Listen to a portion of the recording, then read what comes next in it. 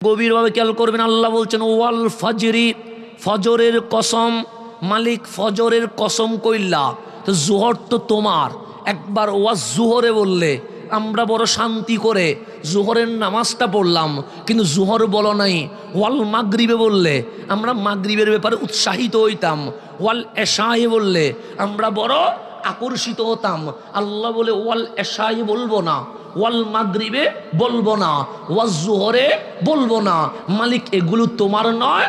আল্লাহ বলে ফজরও আমার, জোহরও আমার, আসরও আমার, মাগরিবও আমার, এশারও আমার, কিন্তু ওয়াল এশা বলবো না, ওয়াল মাগরিব বলবো না, ওয়াজ জোহরে বলবো না, বলবো ওয়াল ফজরি।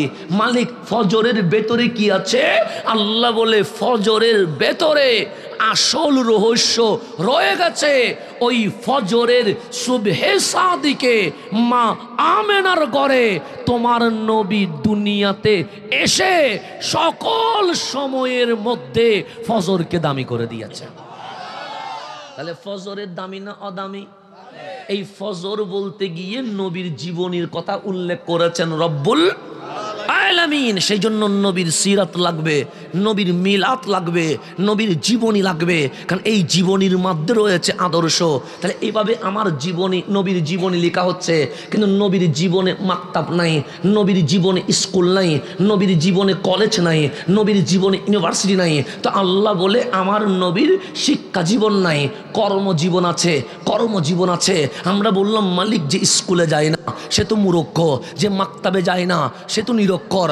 আল্লাহ বলে দুনিয়ার অন্য কাউকে মূর্খ নিরক্ষর বলা যায়, তবে আমার নবীরে বলা যায় না। কেন? সে মাকতাবে কে যাবে? যে ছাত্র হয়। স্কুলে কে যাবে? যে ছাত্র হয়। ইউনিভার্সিটিতে কে যাবে? যে ছাত্র হয়। আমার নবী তো ছাত্র নয়। জন্মের আগে আমি আল্লাহ মাস্টার হইয়া আমার নবীরে স্টুডেন্ট বানায়া সবটাই শিখিয়েছি। সেই জন্য কামলিওয়ালা মা আমেনার ঘরে এসে বলছে বুইস্তু মুআল্লিমান, সবাই ছাত্র হয়ে জন্ম নেয়, আমি নবী ডাইরেক্ট মাস্টার হয়ে জন্ম নিয়েছি। তাহলে মাস্টারের একটা দাম আছে না? নেই? আসলে নবীর জীবনীর প্রথম শব্দ মাস্টার। প্রথম শব্দ কি? আমার রসুলের জীবনীর প্রথম শব্দ মাস্টার। বুইস্তু, নবী নিজের জীবনী লিখছে, রসুল লিখছে, আমি লিখি নাই, আমার বাবা লিখে নাই, আমাদের চেয়ারম্যান মহোদয় লিখে নাই, দুনিয়ার কোনো লিডার লিখে নাই, রসুল নিজে জীবনী লিখছে।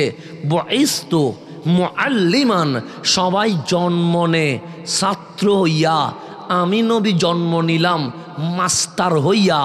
মাস্টার সহজ জিনিস নয়। প্রথম মাস্টার আল্লাহ। দুনিয়ার জমিনে প্রথম মাস্টারের নাম রহমতুল্লিল আলামিন। দামি না? ওই দামি? বেশি না কম? এই মাস্টার যখন দুনিয়াতে আসছে তখন মানুষ শিক্ষা কারে কয় এটাও জানে না, স্কুল কি জিনিস এটাও জানে না, কলেজ কারে কয় এটাও জানে না, ইউনিভার্সিটি কারে কয় এটাও জানে না। সর্বপ্রথম মাস্টার যখন আসলেন আল্লাহ বললেন ইকরা ইকরা ইকরা।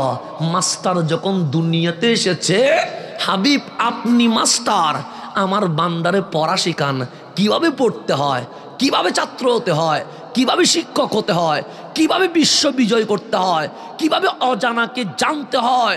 শুধু তাই নয়, আপনার ছাত্রকে শিখান কিভাবে গ্রহ উপগ্রহ বিজয় করা যায়। এটার নাম ইসলাম। আল্লাহর জন্য আমাদেরকে মাস্টার হওয়ার তৌফিক দান করে। এখন আসেন তাহলে মাস্টার বাড়িতে বসে আজকে এই মাহফিলটাও একটা মাস্টার আর ছাত্রের মতো হয়ে গেছে। যেমন ধরেন আমি মাস্টার, আমি কি যেহেতু মঞ্চে বসছি, মাইক আমার হাতে, আপনারা ছাত্র। আজকে হচ্ছে একটা ক্লাস চলবে। কি চলবে? ক্লাস। এখন গভীরভাবে খেয়াল করবেন, এখানে যারা আছেন সবাই মুসলমান, কথা ঠিক না? অমুসলিম কেউ আসছে? আসলে কি সমস্যা আছে? হিন্দু আসতে পারে, তো বৌদ্ধ আসতে পারে, চাকমা আসতে পারে, ইহুদি খ্রিস্টান আসতে, নাস্তিকও আসতে, বের করে দিবেন? না না না, ওরা যদি না আসে কালিমার দাওয়াত দিব কেমনে? সুতরাং আসার দরকার আছে না? নাই? তবে আজকে কেউ আমার মনে হয় আসে নাই। আসলে আমাদের কোনো সমস্যা নাই। একটা জিনিস মনে রাখবেন, ইসলাম এমন একটা ধর্মের নাম যেটা হিন্দু ভাইদের জন্য মাহফিল কি হবে আমাকে ঠিক করে দিয়েছে, ইহুদি খ্রিস্টান ভাইদের জন্য মাহফিল কি হবে এটাও ঠিক করে দিয়েছে, মুসলমান ভাইদের জন্য মাহফিল কি হবে এটাও ঠিক করে দিয়েছে। আপনি যখন কোরআন খুলবেন আল্লাহ চ্যাপ্টার আলাদা আলাদা করে দিয়ে কোথায় গেলে কি বলতে হবে আমার কোরআন আমাকে সবটাই বলে দিয়েছে। আর কোনো ঝামেলা আছে? এখানে যারা আসছে সবাই মুসলমান, এতে কোনো সমস্যা সন্দেহ নাই। এখন আসেন, আমিও মুসলিম আপনিও মুসলিম, ধর্ম হিসেবে একটু গভীরভাবে খেয়াল করবেন। আমরা চাইলে হিন্দু থাকতে পারতাম, কারণ হিন্দু থাকলে কি আপনারে কেউ মারবে? আপনি চাইলে ইহুদি হতে পারেন, আর ইহুদি হইলে কেউ সমস্যা করবে? করবে না। আপনি চাইলে খ্রিস্টানও হতে পারেন, এতেও কোনো ঝামেলা নাই। যেমন আমি বাংলাদেশের ইতিহাস পড়ে দেখলাম 1971-এর আগে বাংলাদেশে হিন্দু ছিল, বৌদ্ধ ছিল, মুসলমান ছিল, এতে কোনো সন্দেহ নাই। কিন্তু ইতিহাস বলছে 1971-এর আগে বাংলাদেশে কোনো খ্রিস্টান ছিল না, কোনো খ্রিস্টান। কিন্তু বর্তমান সময়ে আপনি রাজশাহী যান, যশোর যান, আমাদের পার্বত্য অঞ্চল রাঙ্গামাটি, বান্দরবন, খাগড়াছড়ি যান, দেখবেন পুরা এলাকা এলাকা খ্রিস্টান হয়ে গেছে।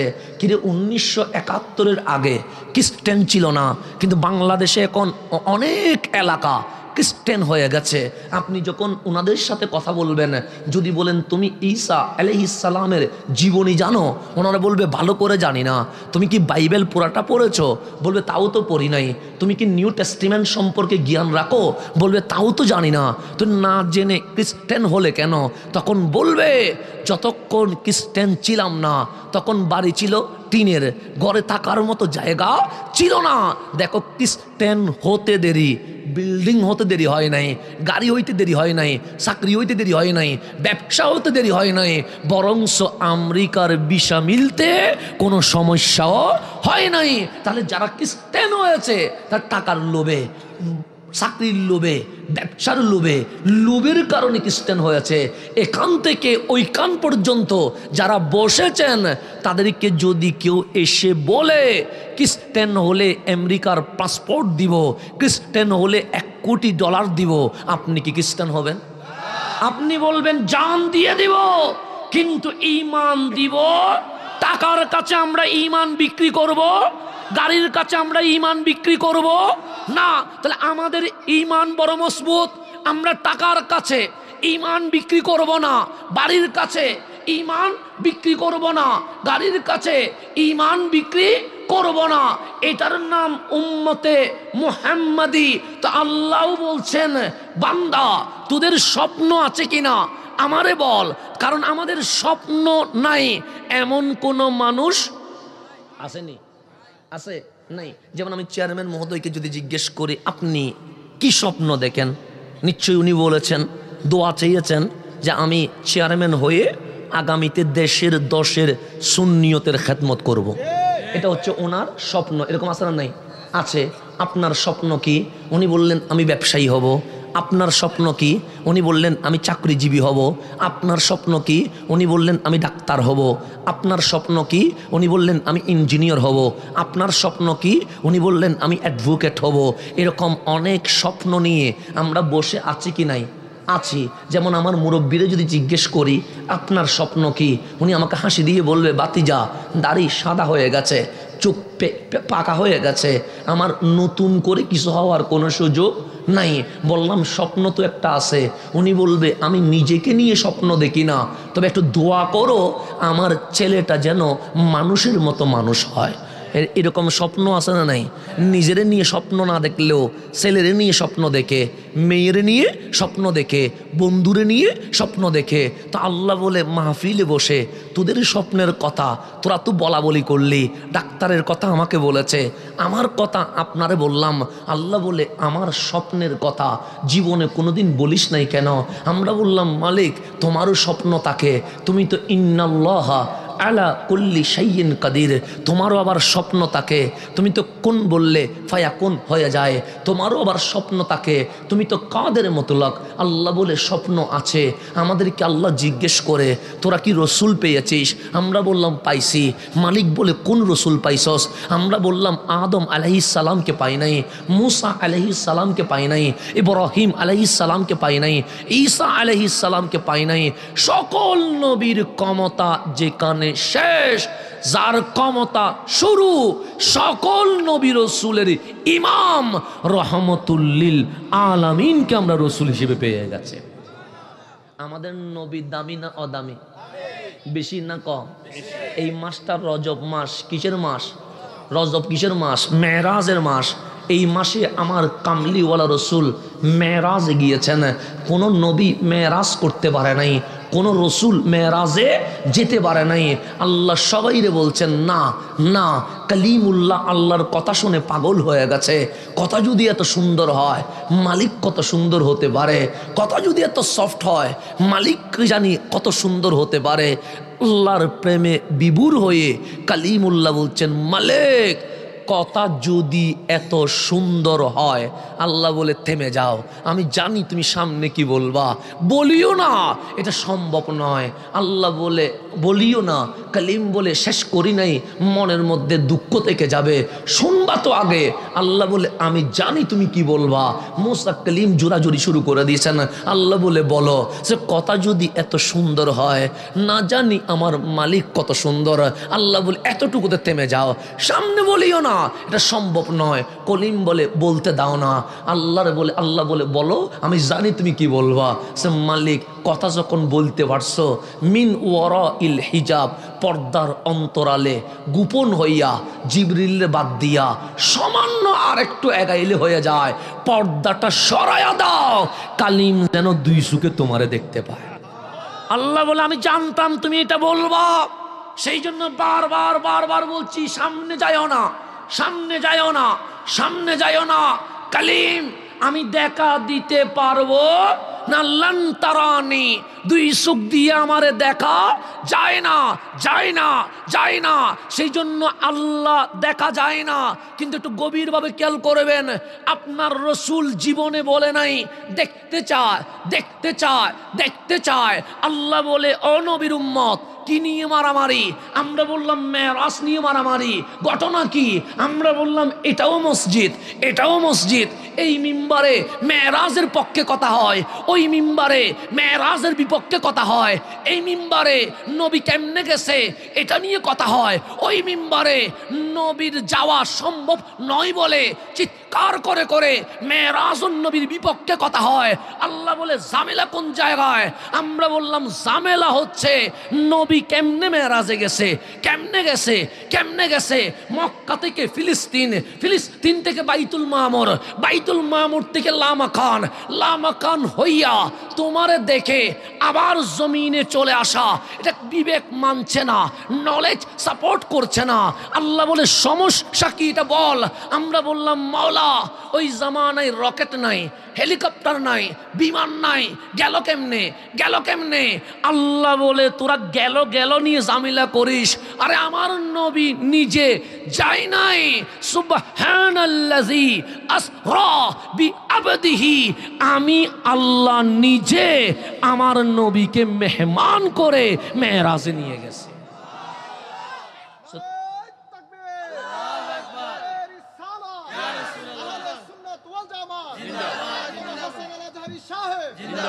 তো রসুল যদি বলতেন আমি গেছি, তাই জামিলা ছিল কি ছিল?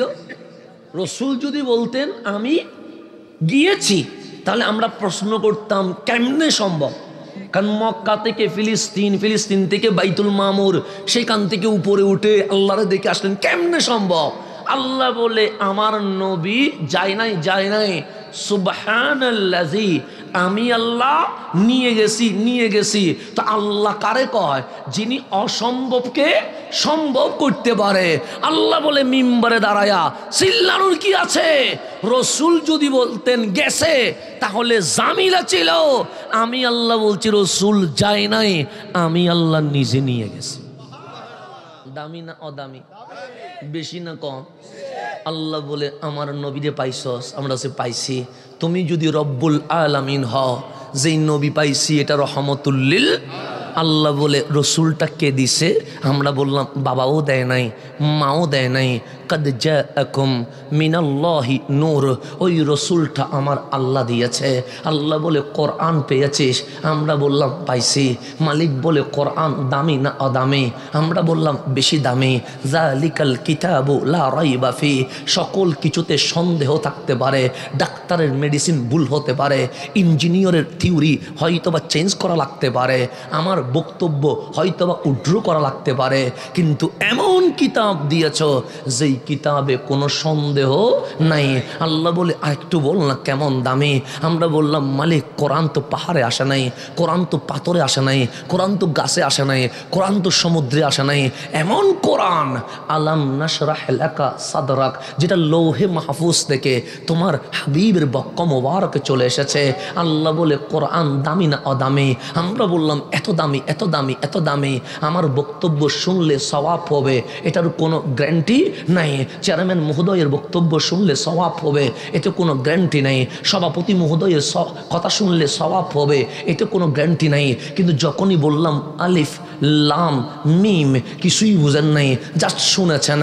আল্লাহর রসুল কামলিওয়ালা বলছেন এই আলিফ লাম মিম পড়তে 10 সেকেন্ডও লাগে নাই। আমি বলেছি আমার কষ্ট হয় নাই, আপনি শুনেছেন আপনার কোনো সমস্যা হয় নাই। আমার রসুল বলেন এই আলিফ লাম মিম 3টা শব্দ পড়তে শুনতে দেরি, সবার আমল নামায় 1 শব্দে 10 নেকি, 3 শব্দে 30টা নেকি হয়ে গেছে। বাচ্চারা এখানে আপ ডাউন না করলে ভালো হবে, কারণ আমার মাহফিলের জন্য সমস্যা হচ্ছে। আসতেও হবে না, যাইতেও হবে না। আমার মাহফিল হচ্ছে আসাও লাগবে না, যাইতেও। এটা হচ্ছে মাহফিলের সিস্টেম। আমি ওঠার পর একবারও বলি নাই বসেন, বাইরে অনেক মানুষ দাঁড়ায় আছে, আমি একবার বলছি বসতে, কারণ আমার মাহফিলটা হচ্ছে প্রেমের বিষয়। প্রেমের মধ্যে কোনো জোরাজুরি চলে না। জোর করে মন হরণ করো না, কথা ঠিক আছে না? জোর করে মন হরণ, যা আছে নসিবে আপনি আপনি আসিবে। আমার মাহফিলের সিস্টেম হচ্ছে এটা, জোর করে মন হরণ করো না, এটা হচ্ছে আমার মাহফিলের সিস্টেম। সুতরাং আমি কাউরে আসতেও বলি না, কাউরে যাইতেও বলি না। কেন? এখানে যারা আসছে তারা হাসান আজহারির জন্য আসে নাই, তারা আল্লাহ এবং রসুলের জন্য এসেছে। এখানে আমি আসলেও 13 বছর, এটা কয় বছর মাহফিল? 13 বছর মাহফিল। তো 12 বছর আমি আসি নাই, তাই বলে কি মাহফিল হয় নাই? সামনে আমি নাও আমি বাঁচবো কিনা আমি জানি। আজকে আছি, কালকে আমার জানাজাও হতেই পারে। তো 14তম মাহফিল কি বন্ধ হয়ে যাবে? তা আমি থাকলেও মাহফিল আছে, আমি না থাকলেও মাহফিল আছে। হাসান আজহারির কারণ ইসলামের কোনো উপকার হয় নাই, সুন্নিয়তের কোনো উপকার হয় নাই। আমি নবীর শান বেশি বললে নবীর শান বাড়ে না, আমি নবীর শানে বেয়াদবি করলে নবীর কোনো ক্ষতি হয় না। আমি যদি নবীর ইজ্জত দেই, আল্লাহ বলে ওয়ারাফানা লাকা যিকরাক, আর তুই কে ইজ্জত দেওয়ার? আমি আল্লাহ তো নিজেই আমার নবীর সর্বোচ্চ ইজ্জত দিয়ে দিয়েছে। এখানে আমি কে? আমি কিছু না। তো ইজ্জত দিলে কি হয়? আমার ইজ্জত বাড়ে। নবীর ইজ্জত দিলে কি হয়? আমার ইজ্জত বাড়ে, আমার উপকার হয়। নবীরে কষ্ট দিলে কি হয়? আমার বেজ্জতি মানুষ সুখে দেখবে। সেই জন্য দেখবেন মরে যখন যায়, আল্লাহর রসুল বলছে মরণে জান্নাতি আর জাহান্নামে কি করা যায়? বাক করা যায়। মরণের পর ওই একজন আশিক রসুল মরলে চেহারাটা দেখে আসিয়েন, কালো হলেও বেলালের মতো নূর বের হয়, দেখে আসবেন। আর সুন্দর মানুষ কিন্তু বসতে হাঁটতে চলতে নবীর শানে বিয়াদবি করছে, চেহারাটা দেখে আসবেন, দেখবেন চেহারা আর দেখাবে না। কেন? এটা দেখানোর মতো কোনো পরিস্থিতি নাই। এটা আপনি বাস্তবতায় দেখে আসবেন, আপনি দেখে আসবেন। দেখছেন নি? হয়েছে, দেখলে হয়েছে। আমি কারোর আবার ইঙ্গিত করে বলিনি, কারো গাইয়ে নেওয়ার দরকার নাই, জাস্ট এমনি বাস্তবতার কথা বলছি। আমি দেখেছি অনেক আহলে সুন্নতের অনুসারী যাদের চেহারা বেলালের মতো কালো। কিসের মতো কালো? বেলালের মতো কালো, কিন্তু মরতে দেরি দেখলাম চেহারা দিয়ে নূর বেরোচ্ছে। বেলাল কি দামি না? বেশি না কম? কালো বলে কি ঘৃণা করতে পারবেন? এখানে ইমান আছে, ইমান। যদি বলেন কি ইমান, আমি হাসান আছি না, আমার বিরোধিতা করেন, 100টা ভুল পাবেন, কারণ মানুষ তো কথাই ভুল, বসতে ভুল, চলতে ভুল, পড়তে ভুল, উচ্চারণে ভুল, আদবে ভুল, এরকম আছে না নাই? আচ্ছা, মানুষ তো। আমাকে যদি গালি দেন সমস্যা নাই, গুনাহ হবে, ইমান যাবে না। ইমান যাবে, গুনাহ হবে। কারণ ইসলাম গালি দেওয়াকে সাপোর্ট করে না। ইসলাম করে না, তো গালি দেওয়াকে সাপোর্ট করে না। গালি দিলে গুনাহ হবে কিন্তু ঈমান যাবে না। কিন্তু আমার নবীর বেলাল যেটা আছে, বেলালের সম্মানে সামান্য আঘাত করলে ডাইরেক্ট ঈমান চলে যাবে। যদি বলেন হুজুর বুঝি নাই, একটু বুঝাই বলি, ফলাফাইন করে বেশি দিস, একবার উঠে একবার নামে, এগুলো আসছে কিসের জন্য? আসছে জন্য কথা। ফলাফাইন তো এখন দরকার ছিল না। হ্যাঁ, একবার উঠে একবার নামে। আপনার বাচ্চাদের অভ্যাস তো এটা, সেই জন্য ওদেরকে পিছনে রাখবেন। আমরাও যখন বাচ্চা ছিলাম এরকমই তো করছি। সুতরাং বাচ্চাদের অবস্থা এরকম, কি ওদেরকে পিছনে দিবেন। সামনে বক্তার সামনে ওঠানামা করলে মনোযোগ কি হয়ে যায়। এটা দোষও দেন না, এটা আমিও যখন ছোট ছিলাম আমিও করছি না, স্বাভাবিক। সব বাচ্চারা কি বুঝতেছে, সেজন্য সবসময় বাচ্চাদেরকে কখনো মাহফিলে আগে দিবেন না। যদিও বা দুঃখজনক হইলেও মাহফিলে যখন কেউ থাকে না তখন সর্বপ্রথম বাচ্চারাই থাকে। এই বাচ্চাগুলো আমাদেরকে অনেক কিছু শিখায়। বাবা, তুমি মাহফিলে আসার দরকার ছিল তোমার, তুমি আসতে পারলে না, কিন্তু আমি সবার আগে মাহফিলে এসে বসে গেছি। বাচ্চারাও আমাদেরকে অনেক কিছু শিখায়। তো প্রথম মুসল্লি তো বাচ্চা, এখন বিরোধিতা করবো না কেমনে? ওরা যদি বলে এখন পিছনে চলে যা, ও বলবে হুজুর যখন বক্তার সামনে কেউ ছিল না তখন তো আমি ছিলাম, আমি না থাকলে হুজুরে মাহফিল করতে পারে। কথা ঠিক না? এটা আমার বাজাই ফেলবে, স্বাভাবিক বিষয়। কারণ কেউ, আমি দেখছি তো, আমি যখন এখানে আসছি তখন এদিকে তাকাইছি, দেখলাম বাচ্চা ছাড়া কেউ নেই। হুজুর মাহফিল করতেছে কাদেরকে? বাচ্চাদের, আর কেউ নেই। তো আমি দেখছি তো। এখন এই বাচ্চাদের যদি বলি পিছনে যাও, এ যদি দাঁড়াইয়া বলে এখন মানুষ পাইছেন, আমার মূল্যটা দিলেন না। আরে যখন কেউ ছিল না, খালি মাঠে, হুজুরের আওয়াজও তো বাইরে হয় না, আমরা 2-3টা বাচ্চা ছিলাম বিদায় তো হুজুর মাহফিল করতে পারছে। তাই মাঝে মাঝে আমাদের বাচ্চারা আমাদেরকে অনেক কিছু শিখায়। কথা ঠিক না? অনেক কিছু শেখায়, ওদের থেকেও শেখার মতো অনেক কিছু আছে। তবে আমরা বাচ্চাদের জন্য দোয়া করা উচিত। কি করা উচিত? দোয়া করা। কেন? কারণ আমরা ওই সময়ে হয়তো বা মাহফিলে যাই নাই, আমার বাচ্চারা এই সময়ে কোথায় আসছে? মাহফিলে আসছে। তো ওরা আমাদের চেয়ে ভালো কি ভালো না? ভালো। তো আমাদের মতো যদি হয়, যখন হবে, আমার মন বলছে আমাদের চেয়ে আমাদের বাচ্চারা কোটি গুণ বেশি আমার কামলিওয়ালার প্রেমিক হয়ে যাবে। ওদেরকে আবার মসজিদে মাহফিলে আনবেন না তা না, বাচ্চাদেরকে মসজিদেও আনতে হবে, মাহফিলেও। আবার এটা বলি না যে হুজুর বলছে যে বাচ্চা দাঁড়াইছে বিদায় বিরক্ত হয়েছে, সুতরাং আগামীকাল থেকে মসজিদেও নিব না, মাহফিলেও। এটা করা যাবে না। কারণ ওরা যদি মসজিদে না আনেন, ও আল্লাহ চিনবে কেমনে? ওরা যদি মাহফিলে না আনেন, ও নবী চিনবে কেমনে? মাহফিলে আনবেন, পিছনে দিবেন। কারণ তার একটা খেলার বয়স আছে, সে যে উঠতেছে এটা দোষ না, এর অধিকার। এই যে কথা বলছে এটা ওর দোষ না, এটা ওর অধিকার। ও যে কাউরে গুতাচ্ছে এটাও তার অধিকার। কেন? ওর চেয়ে তো আমি আরো বেশি ছিলাম। যেটা সত্য কথা, মিথ্যা কথা বলে লাভ নাই। আমি হুজুর থেকে হুজুর হই নাই, ওরা সাব্বিররা হচ্ছে হুজুর থেকে হুজুর। আমি হচ্ছে আপনাদের এখান থেকে এখানে আসছি, শুধু আমারটা বেশ কম আছে। আমি হুজুর থেকে হুজুর নাই, এরকম ওনারা মিলে আমার জোর করে বক্তা বানাই দিছে। আমি বক্তার ছিলাম না, আমি এই লেভেলে ছিলাম না, আমার লেভেলে এখানে আনাইছে। সুতরাং আমি ছিলাম এখানে মাঠে, মাঠ থেকে আমার দড়ি কুই বানাই দিছে, মাস্টার বানাই দিছে। এটা হচ্ছে ওনারা করছে, আমি নিজে যোগ্য নও। তাই আমার বাচ্চারা অনেক ভালো, মাহফিলও আনতে হবে, মসজিদেও। তবে দিবেন কোথায়? পিছনে। এখানে একটু দুষ্টামি তো করবে, এই বয়সে যদি না করে, করবে কখন? কথা ঠিক না? এটা তাদের অধিকার। আল্লাহ যেন আমার বাচ্চাদেরকে কবুল করে নেয়। এখন সামনের দিকে যাই, গভীরভাবে খেয়াল করবেন। আমি সময় যেহেতু কম নিব বলছি, সময় নিব কম, কথা বলবো বেশি। অলরেডি 40 মিনিট পার হয়ে গেছে না? 40 মিনিট পার হয়ে গেছে। তাহলে 40 মিনিট মানে অনেকক্ষণ চলে গেছে। হায়াত থেকে 40 মিনিট অলরেডি মাইনাস হয়ে গেছে। তো ভাগ্য ভালো, এই 40 মিনিট গানে নয়, রাস্তায় নয়, চায়ের দোকানে নয়, এমন একটা জায়গায় কাটানোর সুযোগ হয়েছে। কালকে যদি মারা যায়, মালিক যদি বলে আমার দেওয়া সময়, আমার দেওয়া সেকেন্ড, আমার দেওয়া মিনিট, আমার দেওয়া ঘন্টা কোথায় কাটাইছস, অন্তত বলতে পারবেন মরণের আগের রাতটা সিনেমা নাটকে নয়, তুমি মওলার প্রেমে কাটিয়ে দিয়ে এসেছে। এটা আমাদের আমল নামায় কাজ হবে কি হবে না? তো এখন সামনের দিকে যাই, গভীরভাবে খেয়াল করবেন। কোরআন দামি না অদামি? বেশি না কম? প্রত্যেক কোরআন শুনলে এক শব্দে কত নেকি? 10 নকিটা কমপক্ষে আলাল আকল বেশি 700 পর্যন্ত মানুষের স্তর বেদে হয়ে যাবে। তাহলে কোরআন দামি। আল্লাহ বলে কোরআন কে দিয়েছে? আমরা বললাম মুনাজ্জিলুম মিনাল্লাহ, কোরআন আমার আল্লাহ দিয়েছে। আল্লাহ বলে তোরা কি ইসলাম পেয়েছিস? আমরা বললাম এমন ইসলাম পাইছি, বাবা আদম উনিও ইসলাম নিয়ে এসেছে, কিন্তু ইসলাম আনকমপ্লিট ছিল। মুসা আলাইহিস সালাম ইসলাম নিয়ে এসেছে, এটাও অপরিপূর্ণ ছিল। ইব্রাহিম আলাইহিস সালাম ইসলাম নিয়ে এসেছে, এটাও অপরিপূর্ণ ছিল। কিন্তু আপনার হাবিব আসতে দেরি, আল-ইয়ুম আকমালতু বলে আপনি আল্লাহ আপনার নবীর হাতে ইসলামকে 100তে 100 পরিপূর্ণ করে দিয়েছেন। দামি না অদামি? আল্লাহ বলে ইসলাম কে দিয়েছে?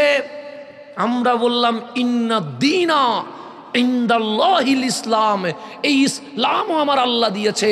আল্লাহ বলে নবীও দিলাম আমি, কোরআনও দিলাম আমি, ইসলামও দিলাম আমি। কেন দিলাম কোনোদিন জিজ্ঞেস করিস নাই। আমি যদি আমার রসুলকে না দিতাম কোনো লস ছিল না, আমি যদি কোরআন না দিতাম আমার কোনো ক্ষতি ছিল না, আমি যদি ইসলাম না দিতাম আমার কোনো সমস্যা ছিল না। মালিক দিলা কেন?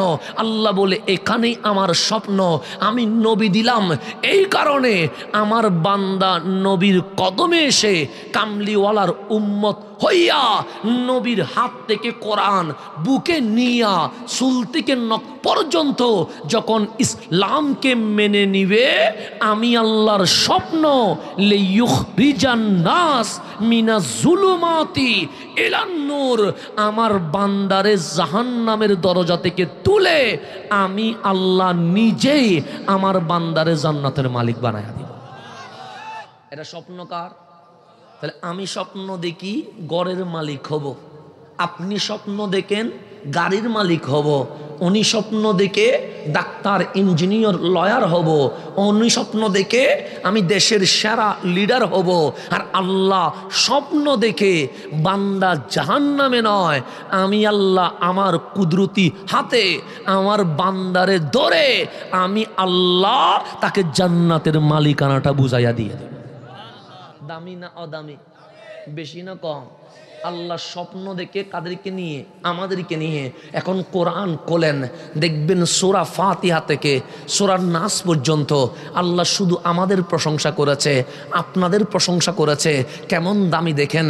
আল্লাহ চাইলে অনেকের প্রশংসা করতে পারতেন, কিন্তু না না না, আল্লাহ কোরআনের পৃষ্ঠায় পৃষ্ঠায় পৃষ্ঠায় পৃষ্ঠায় শুধু আমাদের প্রশংসা, শুধু আমাদের প্রশংসা। কেমন ভালোবাসছে দেখেন আমাদেরকে, একটু গভীরভাবে খেয়াল করবেন। মূসা আলাইহিস সালাম উনি দামি না অদামি? বেশি না কম? উনি একজন নবী, উনি একজন রসুল, উনি কালিমুল্লাহ, ওনার উপর তাওরাত কিতাব নাজিল হইছে। উঠলেন তুরে সাইনাই, আল্লাহ বললেন মূসা আপনি আপনার উম্মত বনি ইসরাইলকে কালিমার দাওয়াত দেন, লা ইলাহা ইল্লাল্লাহর দাওয়াত দেন। হুকুম পাওয়ার পর উনি পাহাড়ের নিচে নামলেন, ডাক দিয়ে বললেন ইয়া বনি ইসরাইল তাআলাও তাআলাও, বনি ইসরাইল এদিকে এসো, বনি ইসরাইল এদিকে এসো। সবাই যখন জমায়েত হলো, আমি মূসা, সবাই বললেন নাহনু নারিফ, আমরা জানি আপনি মূসা, তোমাদের কাছে আমি গ্রহণযোগ্য না অগ্রহণযোগ্য? সবাই বললেন বেশি গ্রহণযোগ্য। আমি কথা বললে মানবে নাকি মানবে না? সবাই বললেন আমরা মূসার কথা মানবো না, এটা তো জীবনে হতে পারে না। তখন মূসা আলাইহিস সালাম বলেন ইসমাও, ভালো করে শোনো, আজকে আমি মূসা সর্বশ্রেষ্ঠ দাওয়াত দিচ্ছি লা ইলাহা ইল্লাল্লাহ, আল্লাহ ছাড়া কোনো মাবুদ। তো বনি ইসরাইল কি বলছে জানেন? আল্লাহ কোরআনে বলছে এই বনি ইসরাইল যখন আমার নবী মূসা বললেন লা ইলাহা ইল্লাল্লাহ, তখন বনি ইসরাইল বলছেন লান নুমিনা লাকা, আমরা কখনো তুমি মূসার উপর ঈমান আনব না। মূসা আলাইহিস সালাম অবাক হয়ে গেলেন, যে এখন বলল আমারে চিনে, এখন বলল আমি বিশ্বস্ত, এখন বলল আমি বললে মানবে, আমি কালিমার দাওয়াত দিতে দেরি, ওরা বলছেন লান নুমিনা, আমরা ঈমান আনব না। কালিম বলে সমস্যা কোন জায়গায়? বনি ইসরাইল বলে সমস্যা এক জায়গায়, হাত হাত্তা নারাল্লাহ জাহরাতান, দুই চোখ দিয়ে যদি আল্লাহ না দেখি তাহলে তোমার বাপ বললেও ঈমান আনবো না। আল্লাহ যদি দেখি ঈমান আনবো, না দেখলে ঈমান আনবো না। আল্লাহ বলে এটা কিরকম কথা? আমার নবী বলছে আল্লাহ আছে, আমার রসুল বলে আল্লাহ আছে, আমার কালিম বলে আল্লাহ আছে, এরপর ওরা বলছে লান নুমিনা লাকা হাত্তা নারাল্লাহ জাহরাতান, দুই চোখ দিয়ে আল্লাহ না দেখলে ঈমান আনবে না। তো আল্লাহ বলে মুসা আমারে দেখলে কে ঈমান আনবে না? হিন্দুও ঈমান আনবে, বৌদ্ধও ঈমান আনবে, চাকমাও ঈমান আনবে, ইহুদিও ঈমান আনবে, খ্রিস্টানও ঈমান আনবে। যেই নাস্তিক কোনো ধর্ম মানে না, ওই নাস্তিকও আল্লাহ দেখলে ঈমান আনবে কি আনবে না? নাস্তিক কি বলছে? চোখ দিয়ে দেখি না বলে মানি না। কথা ঠিক না? এটা কার কথা? নাস্তিকের কথা। হিন্দু বৌদ্ধের কথা এরকম না, ওদের কথা আলাদা। কিন্তু নাস্তিক বলছে আল্লাহ মানি না কেন? দুই চোখ দিয়ে দেখলে কি করব? মানবো। এটা নাস্তিকের কথা। সেই জন্য আমাদের সাথে মাঝে মাঝে অনেক নাস্তিক যোগাযোগ করে, তিনি ইসলাম বুঝবো বলে, বুঝতে আসে নাই, জামিলা করতে আসছে আর কি। মানে আমাদের সাথে জামিলা বাজানোর জন্য অনেক সময় নাস্তিকরা কথা বলে। তো কথা বলার সময় যখন আমরা বলি আল্লাহ আছে, ওরে কোরআন দিয়ে বললে হবে না, কারণ ও তো কোরআন মানে না। তো কোরআন দিয়ে বললে তো হবে না। এখন আমি যদি বলি লা ইলাহা ইল্লাল্লাহ, এ বলবে আমি তো আল্লাহই মানি না। তুই কালিমা বলে লাভ কি? ইকরা বি ইসমি রাব্বিকাল্লাযী খালাক, এ বলবে এগুলো তো আমি মানি না। কুল হুয়াল্লাহু আহাদ, ও বলবে এগুলো তো আমি মানি না। এরকম অনেক সময় যুক্তি দেয় কি দেয় না? দেয়। যেমন আপনাকে বলবে ইসলাম বলছে কুল্লু নাফসিন যা একাতুল মত, সবাইকে মরতে হবে, এতে কোনো সন্দেহ আছে? নেই। তো এখন মরণের পর মুসলমান কি মনে করে? কবরে গেলে আমার হিসাব হবে মনে করে। কি করে না? করে। দুনিয়াতে নামাজ পড়ি নাই, কেউ জিজ্ঞেস করে নাই নামাজ পড়িস নাই কেন? দুনিয়াতে সিনেমা দেখছি, কেউ বলে নাই সিনেমা দেখলি কেন? সেই জন্য আল ইয়ম আমলন, আজকের দিনটা হচ্ছে আমলের। আমি বলি নাই, মাওলা আলী বলছে তুমি যদি নামাজ না পড়ো কেউ জিজ্ঞেস করবে না পড়িস নাই কেন। তুমি যদি সিনেমা দেখো কেউ জিজ্ঞেস করবে না সিনেমা দেখলি কেন। কিন্তু গাদান কালকে যখন মারা যাবা, জানাজা যখন হয়ে যাবে, কবরের ভিতরে নামাজ পড়ার কোনো সুযোগ নাই। হিসাবন, শুধু হিসাব হবে। হিসাব যখন হবে তখন বলবেন মালিক একটু সময় দাও, আমি আজকে থেকে নামাজ পড়বো। মালিক সময় দাও, আজকে থেকে মা বাবার সেবা করব। মালিক সময় দাও, মাদক জেনা বেবিচার এগুলোর কাছেও যাব না। আল্লাহ বলে সময় যখন ছিল তখন যেহেতু করিস নাই, সামনে আর সুযোগ দেওয়ার কোনো দরকার নাই। তো এটা আমরা বিশ্বাস করি কি করি না? কিন্তু নাস্তিক অনেক বন্ধু আছে না? নাই আছে। ওরা আপনার কানে কানে বলবে নামাজ পড়িস না, ওরা আপনার কানে কানে বলবে রোজা রাখিস না, ওরা আপনার কানে কানে বলবে সিনেমা দেখ, ওরা আপনার কানে কানে বলবে জেনা কর, ওরা আপনার কানে কানে বলবে ইয়াবা নে, ওরা আপনার কানে কানে বলবে মদ খা। এখন আপনি বলবেন আমি মুসলিম, আমি মরে গেলে আল্লাহর সামনে দাঁড়াইতে হবে, সুতরাং আমি সিনেমা দেখতে পারবো না, আমি জেনা করতে পারবো না। তখন নাস্তিক আপনার যুক্তি দিবে তুই মাটির দিকে তাকা। আপনি মাটির দিকে তাকালেন, তো তোদের ঘরে কি রান্না হয়? আপনি বললেন রান্না হয়। রান্না করার সময় সবজি যে কাটে, সবজির কিছু অবাঞ্ছিত অংশ আছে না? নেই আছে। এগুলো মাটির নিচে দেয়। আপনি আস্তে করে মাটির নিচে দিলেন, এক মাস পর বলবে মাটিটা একটু কুড়ে দেখ। আপনি মাটি কুড়ে দেখলেন সবজি কেটে যেই অবাঞ্ছিত অংশগুলো রাখছে এগুলো আর নাই, সবগুলো মাটির সাথে মিশে গেছে। কথা ঠিক না? এখন নাস্তিক বলবে দেখ মাটির ভিতরে রাখলে সব মাটি হয়ে যায়। তুই যদি কালকে মরে যাস তুইও মাটির সাথে কি হয়ে যাবি? মিশে যাবি, তোরে খুঁজে পাবে না। সেজন্য ডু ফুর্তি সময় যখন পাইছস 30 বছর 40 বছর, কুফানো লাগলে কুফা, মদ খাওয়া লাগলে মদ খা, সিনেমা দেখলে সিনেমা দেখ, উলঙ্গ হলে উলঙ্গ হ। আপনি যুক্তির মধ্যে আবদ্ধ হয়ে গেছেন। সেই জন্য নাস্তিক অশিক্ষিত মানুষ হয় না। আমি দেখেছি শিক্ষিত মানুষরাই নাস্তিক হয়। রিক্সাওয়ালা নাস্তিক হয়, ব্যান গাড়ি বলা নাস্তিক হয়? নাস্তিক হয় কোথায়? ইউনিভার্সিটিতে পড়া ছাত্র। কেন? যুক্তি বুঝি গেছে মাটির কাজ কেয়ে ফেলা আমারে কেয়ে ফেলবে। আল্লাহ বলে নাস্তিকের কথা শুনিস না। আমরা বললাম মালিক কেন শুনবো না? ও তো আমাকে প্র্যাকটিক্যাল দেখাইছে যে এখানে মাটির নিচে কিছু রাখলে সেগুলো 1 মাস পর, 2 মাস পর, 6 মাস পর মাটির সাথে মিশে যায়। সুতরাং আমারে কে গুছবে? আমি মরার পর আমিও মাটির সাথে মিশে যাব। আল্লাহ বলে এটা নাস্তিক বলবে, এটা আমি জানি, সেই জন্য তোকে দলিলের সাথে যুক্তিও রাখছি। মালিক কেমন যুক্তি রাখলা? আল্লাহ বলে আসমানের কি মা আছে? আমরা বলি মা নাই। সূর্যের কি বাপ আছে? আমরা বলি বাপ নাই। জমিনের কোন আত্মীয় স্বজন আছে? আমরা বলি তা নাই। আল্লাহ বলে তোর মা আসেনি? আমরা বলি আছে। তোর বাবা আসেনি? আমরা বলি আছে।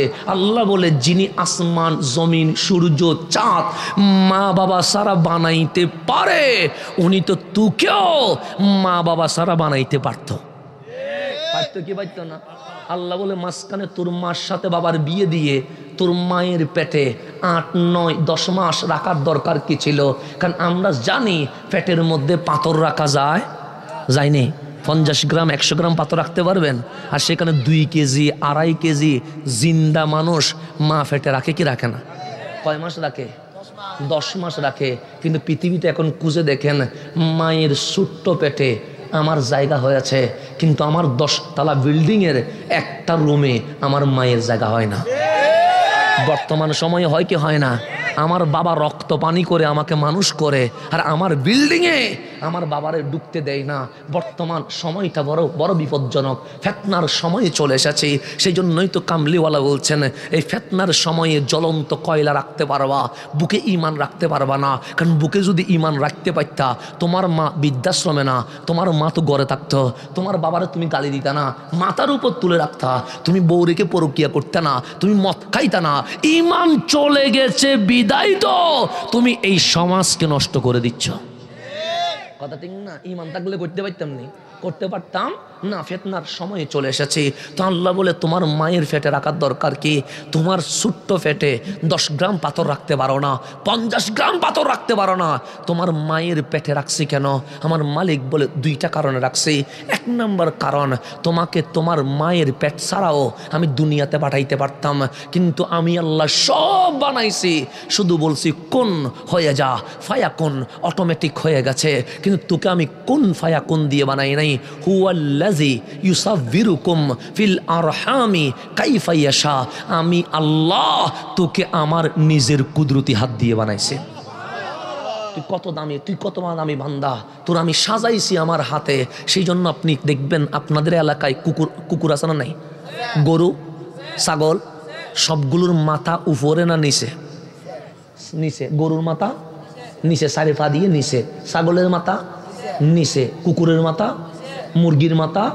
আপনি নিজের দিকে খেয়াল করেন, আপনার মাথাটা মালিক গরুর মতো নিচে দেয় নাই, উপরে দিয়ে দিছে। দিছে না মাথাটা উপরে? আল্লাহরে জিজ্ঞেস করেন আমার মাথা উপরে কেন? আল্লাহ বলে তোর কপাল এত দামি, এটা নিচের দিকে দেয় নাই। তোর নাক এত দামি, নিচের দিকে দেয় নাই। তোর জবান এত দামি, এটা নিচের দিকে দেয় নাই। এত দামি আমি আল্লাহ নিজের হাতে বানায়া তোর মাথার উপরে দিয়া, তোর মগজে এলম বিবেক জ্ঞান দিয়া দুনিয়ার শাসকও তুরে বানাইছি, জান্নাতের মালিকও তুরে বানাই দিছে। সেই জন্য কপালের দাম আছে না নেই? আছে। এই কপাল সিজদা দে আল্লাহ রে, সেই জন্য এটা বড় দামি।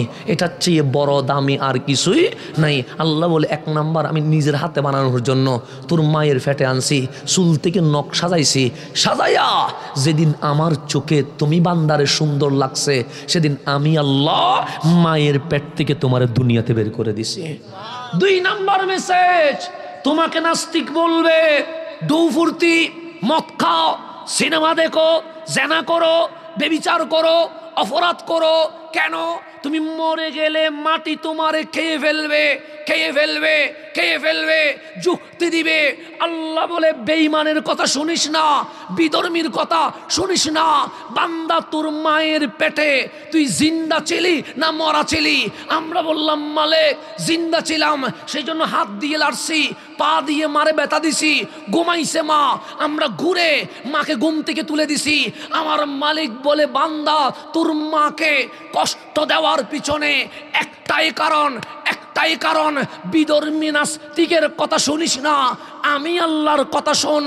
যেই আল্লাহ তোকে তোর মায়ের পেটে 8, 9, 10 মাস জিন্দা রাখতে পারে, সেই আল্লাহ আদার কবরেও জিন্দা রাখতে পারে।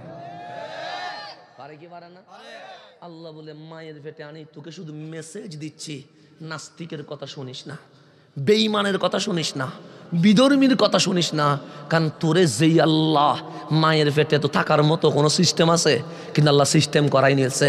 আল্লাহ বলে ছোট্ট মায়ের পেটে জিন্দা রাখতে পারে যে আল্লাহ, 3.5 হাত কবরের ভিতরেও জিন্দা রাখতে পারে সেই আল্লাহ, এতে কোনো সন্দেহ নাই। সেই জন্য আল্লাহ দুনিয়াতে আসার আগে মায়ের পেটে রেখে আস্তে করে দুনিয়াতে আনছে, এটা বোঝানোর জন্য ইজা জুলজিলাতিল আরদু জিলজালাহা, একদিন সময় আসবে এই জমিন তত্তর করে কাঁপবে।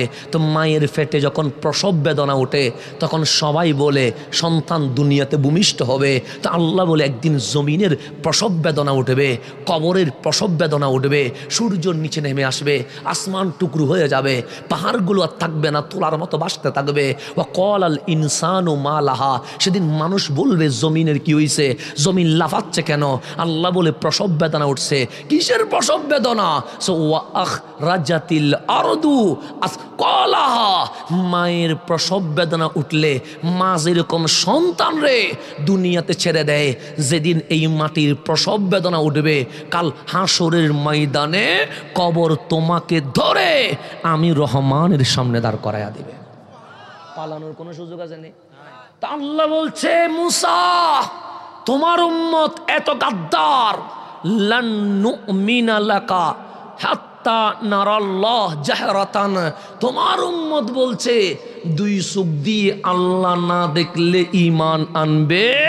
তা আল্লাহ বলে একজনও যদি ঈমান না আনে এরপরেও আমি আল্লাহ দেখা দিব না। কেন? আমার দেখলে সবাই ঈমান আনবে।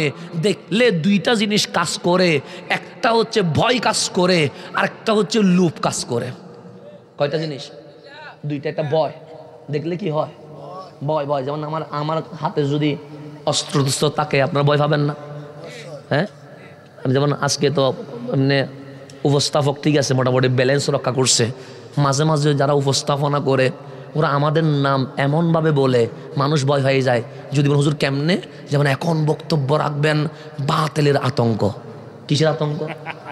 আতঙ্ক মানে কি? আতঙ্ক মানে হুজুরের প্যাকেটে বোমা টোমা আছে মনে হয়, কথা ঠিক না? গ্রেনেড আছে, ছুরি আছে, এরকম হইতে পারে। সেই জন্য যারা উপস্থাপনা করে ওরা যখন বলে বাতিলের আতঙ্ক, আমি তাড়াতাড়ি প্যাকেটে হাত দিয়ে দেখি গ্রেনেড বা এরকম ছুরি জাতীয় কিছু আছে কি না, কারণ আমার তো আতঙ্ক বানাই ফেলছে। তা আতঙ্ক বললে মানুষ বসবে না, ফালাই চলে যাবে। ফালাই যদি আমাদের কিনা কি শিয়ালে আস, কারণ উপস্থাপনা একটু ব্যালেন্স রক্ষা করতে হবে। আপনারা বলেন বাতিলের আতঙ্ক, আতঙ্ক জিনিসটা তো ভালো না। আতঙ্ক জিনিস ভালো? আতঙ্ক ভালো? তা আপনারা যখন বলেন বাতিলের আতঙ্ক, তো যেখানে আমি নিজে ভয় পাই সেখানে অন্য মানুষ ভয় পাবে না? কারণ আমারে বলতেছে বাতিলের, তা আমি তো নিজে ভয় পাই গেছি, কারণ আতঙ্ক। আমি সেজন্য মাঝে মাঝে 2 প্যাকেটে হাত দিয়ে দেখি যে গণছুরি, গুলি, অস্ত্র এগুলো আছে কিনা। তো পাবলিক কি ভয়ে থাকতে পারবে? কারণ সেজন্য অনেকে দুধ দেয়, বলছে হুজুর আবার কিনা কি করি বেলে, কারণ মাঝখান যদি মারা শুরু করে, ছুরি দিয়ে কোপানো যদি শুরু করে, তো এরকম আতঙ্ক বলা যাবে না। কারণ আতঙ্ক বললে মানুষ শান্তি পায় না ভয় পায়? তো আপনি যদি আতঙ্ক বলেন তাদেরকে আমরা দাওয়াত দিতে পারবো না? তাদেরকে দাওয়াত দিতে হবে। তো আতঙ্ক বলে মানুষকে কষ্ট দেওয়ার দরকার নাই। আমার রসুল আতঙ্ক দিয়ে ইসলাম প্রচার করে নাই, ভালোবাসা দিয়ে ইসলাম প্রচার করেছে, কথা ঠিক না? আমরাও তাদেরকে ইসলামের দাওয়াত দিব, ঈমানের দাওয়াত দিব, আকীদার দাওয়াত দিব, আতঙ্ক হইয়া নয়, প্রেমিক হইয়া। কি হইয়া? গালি দিয়ে নয়, দলিল দিয়া। তাহলে জামিলা আছে? জামিলা নেই, পরিবেশটা লাগবে। যেমন আলহামদুলিল্লাহ আল্লাহ আমাদের আনিস দাদাকে চেয়ারম্যান হিসেবে কবুল করুক। তো উনি যখন চেয়ারম্যান হবে আমরা লিখিত প্রস্তাব দিব, ভাই আমরা আশুগঞ্জে কোনো প্রকার মারামারি চাই না, কোনো প্রকার ইসলামী বিরোধ চাই না। তো ইসলাম চাইলে এখন উনি আমাদেরকে জিজ্ঞেস করবে তাহলে কি চান? আমরা বলবো শান্তি চায়। ইসলাম যেহেতু একটা, কোরআন যেহেতু একটা, বুখারী যেহেতু একটা, মুসলিম যেহেতু একটা, সুতরাং ইসলামের মধ্যে 2 কথা নাই, ইসলামে কয় কথা আছে? যেমন টিস্যু জায়েজ না না জায়েজ? জায়েজ, না জায়েজ হলে কি এখানে দিতেন? তো এটা জায়েজ বলে তো দিছেন। এটা জীবনে কেউ হারাম বললে মানবেন? তো যেটা হালাল সেটা হালাল, যেটা হারাম, মদ হালাল না হারাম? বিসমিল্লাহ বললে কি হালাল হবে? হ্যাঁ, বিসমিল্লাহ বললে হালাল হবে? হবে না। তাহলে বিসমিল্লাহ বললে কখনো হালাল হবে না। আপনি কোরআন শরীফ যদি পুরাটা পড়ে যদি মদ খান, হালাল হবে? হবে না। তাহলে যেটা হারাম সেটা হারাম, যেটা হালাল সেটা হালাল, যেটা জায়েজ সেটা জায়েজ, যেটা না জায়েজ সেটা না জায়েজ। তো এখন আমি বলি জায়েজ, বন্ধু বলে না জায়েজ। তো ইসলাম কি দুই দিকে যাবে না একদিকে যাবে? একদিকে, হয়তো জায়েজের পক্ষে যাবে, না হলে না জায়েজের পক্ষে যাবে। তখন আমরা বলবো ইসলাম যেহেতু আল্লাহ দিয়েছে, ইসলাম কারো বাপ দাদার কথাই চলবে না। এটার জন্য দলিল আছে, রেফারেন্স আছে, আল্লাহর কালাম আছে, রসুলের হাদিস আছে। সুতরাং আমরা চাই মাহফিলে মাহফিলে ও আমার বিরুদ্ধে বলবে, আমি ওর বিরুদ্ধে বলবো, মাঠ গরম করে পাবলিকের ভিতরে দলাদলি করব, এটা আমরা চাই না।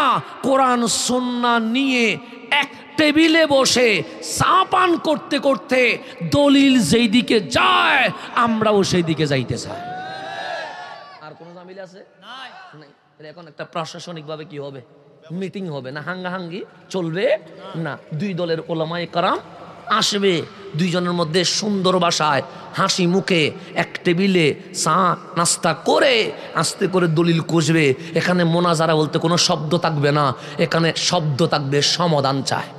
কি চায়? জিততে চাই না, সমাধান। জিতার দরকার নাই। ইসলাম নিয়ে কি জিতবেন? এটা ফুটবল খেলা যে আপনি জিতবেন? এটা ক্রিকেট খেলা না। তো এটা বেট ধরার কি আছে? আমি জিতবো, দরকার নাই। নাম মোনাজারা বাদ দেন, বলবেন সমাধান চায়। কি চায়? সমাধান। মারামারি করার দরকার আছে? এখন জিতার জন্য লাগিয়ে গেছে। এটা ফুটবল খেলার মতো প্র্যাকটিসে শুরু করে দিচ্ছে। কেন? এটা তো ফুটবল খেলা না, এটা তো ক্রিকেট খেলা না যে জিততে হবে, আমাকে চ্যাম্পিয়ন হয়ে কাপ আনতে হবে। এটা তো আল্লাহ এবং রসুলকে রাজি করার খেলা। কথা ঠিক না? খেলাটা কিসের? আল্লাহ এবং রসুলকে রাজি করার খেলা। সেখানে আমার স্বার্থ নিয়ে এগানোর কোনো সুযোগ নাই। আল্লাহর জন্য আমাদের সব ভাইদেরকে বোঝার তৌফিক দান করে। তাহলে এখন দেখলে দুইটা জিনিস হয়, একটা হচ্ছে ভয় হয়, আর একটা হচ্ছে লুপ হয়। কি হয়? লুপ হয়। যেমন আমি বোঝানোর জন্য বলছি, আমাদের এখানে অনেকেই এমপি সাহেবকে সম্মান করে। কোন সাহেবকে? কিসে? ওই আগে পিছে পুলিশের গাড়ি দেখি বয়ে আছে না? আছে। আবার অনেকে সম্মান করে একটা চাকরি পাওয়ার জন্য। এটা লুপ। তাহলে একটা আছে লুপ আর একটা আছে ভয়। তো এখন আপনি আসল ভালোবাসা কেমনে বুঝবেন? আমার এমপির মেয়াদ যখন শেষ, যখন আমি দেখব আমার কাছে এখনো মানুষ ভালোবাসার আবদার নিয়ে আসে, তখন বুঝবো এমপি কালে যে আমার সম্মান করছে, এখানে লুবও ছিল না, ভয়ও ছিল না, এখানে ভালোবাসা ছিল। কথা ঠিক না? তাহলে একটা লোভ আছে আর একটা কি আছে? তা আল্লাহর দেখলে অনেকে ভয়ে ঈমান আনবে। কিসে ভয়ে? আল্লাহর ভয়ে। কেন? আল্লাহ যখন রুহের জগতে আসছে, কুশের জগতে মানে আলমে আর ওয়াতে বডি ছিল না, শুধু কি ছিল? রুহ। সেখানে আল্লাহ জিজ্ঞেস করেছে, আমি কি তোমাদের রব নয়? তখন হিন্দুও বলছে বালা, চাকমাও বলছে বালা, নাস্তিকও বলছে বালা, মুসলমানও বলছে বালা। তো এখন সবগুলো স্বীকার করি, এখানে আসে কি হয়ে গেছে? অস্বীকার শুরু করছে। কেন? সেখানে কেউ প্রেমে বলছে, কেউ ভয়ে বলছে, কেউ লুবে বলছে। যারা প্রেমে বলছে তারা আজকেও মুসলমান আছে। কিসে বলছে? প্রেমে। প্রেমে আল্লাহ রসুল বলা মালিক আমি প্রেমে বলছি, স্বার্থ নাই। তা আল্লাহ বলে আমি দেখা দিলে ওই রুহের জগতে যেরকম সবাই মানছে, দুনিয়ার জগতেও সবাই মানবে। দেখা দিব না। কেন? আমি চাই না আমার বান্দা লুবে আমারে ভালোবাসুক, ভয়ে আমারে ভালোবাসুক। আমি চাই লুব ভয় বাদ দিয়া নির্বেশাল প্রেম নিয়া আমি আল্লাহরে ভালোবাসলে এটারে ঈমান বলে। এটারে কি বলে? আল্লাহ বললেন মুসা আপনার উম্মত যদি আমারে না দেখলে ঈমান না আনক, এরপরও আমি দেখা দিমু। এখন হাবিবুল্লাহ আসছেন। কে আসছেন? হাবিবুল্লাহ এসে বললেন উম্মত। আমরা বললাম জি। আমার রসুল বললেন ইসমাও, আমার কথা শোনো। আমরা বললাম বলেন। কামলিওয়ালা বলেন কুল হু আল্লাহু আহাদ। কামলিওয়ালা বললেন ইকরা বিইসমি রাব্বিকাল্লাযী খালাক। কামলিওয়ালা বললেন আলহামদুলিল্লাহি রাব্বিল আলামিন। আমরা বললাম কিছুই তো বুঝি নাই, আমার রসুল বলে বুঝবা না বলেই তো আমি আসছি। আমার রসুল বলেন আমার নাম তফসির, আমার নাম মুফাসসির, আমার নাম মুবাল্লিগ, আমার নাম মুআল্লিম, আমার নাম ইমাম। সুতরাং আমি তফসির করছি। শোনো, এই আলহামদুর ব্যাখ্যা, এই ইকরার ব্যাখ্যা, এই কুল হু আল্লাহু আহাদের ব্যাখ্যা লা ইলাহা ইল্লাল্লাহ, আল্লাহ ছাড়া কোনো মাবুদ নাই। আমরা আল্লাহ কারে কয়? দেখতে কেমন, খাওয়া দাওয়া করে কিনা, সংসার আছে কিনা, ঘুমাই কিনা, কিছু জিজ্ঞেস করি নাই। আমরা বললাম আমান্না, ঈমান আনছি, ঈমান আনছি, ঈমান আনছি। আল্লাহ বলে মূসা আপনার উম্মতকে আপনি বলেছিলেন লা ইলাহা ইল্লাল্লাহ, আপনার উম্মত বলছে লান নুমিনা লাকা হাত্তা নারাল্লাহ জাহরাতান, আল্লাহর দুই চোখ দিয়ে না দেখলে ঈমান আনবো না।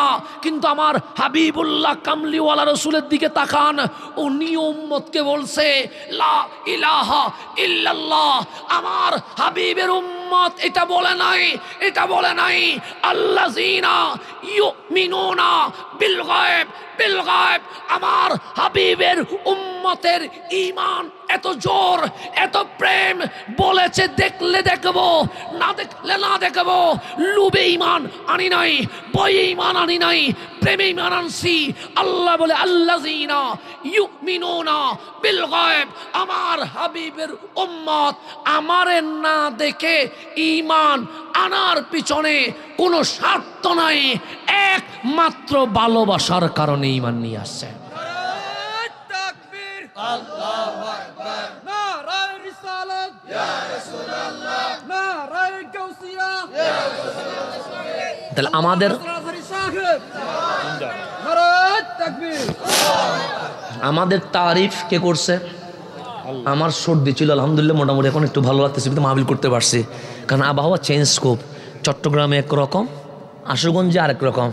আমি আবার ঢাকায় আমাদের শাহ আলম আঙ্কেল কল দিল, বৃষ্টি হচ্ছে। আমি বললাম যে মুসিবতে না পড়ে গেলাম, এক এক জায়গায় আবহাওয়া এক এক রকম। শুধু আমাদেরকে তো চতুর্দিকে যেতে হয় আবহাওয়ার কারণে। মানে চট্টগ্রামে শীত ছিল না, হঠাৎ 2 দিন ধরে এমন শীত। গত পরশু দিন আমি মাহফিল করতেছি রাত 1টায়, এক মুরব্বী শীতের কাঁপানির কারণে স্টেজ থেকে নিচে পড়ে গেছে। মানে এমন শীত, কাঁপতে কাঁপতে নিচে পড়ে গেছে, এমন শীতের প্রভাব। তো আমরা যে ঠিক আছি এটাও তো আল্লাহর একটা দয়া, কারণ এক জায়গা থেকে আরেক জায়গা, এক জায়গা থেকে আরেক জায়গা প্রচুর কষ্ট হয়ে যাচ্ছে। তো আমার সর্দিটা এমন, চোখ দিয়ে পর্যন্ত পানি পড়তেছিল, নামা পর্যন্ত।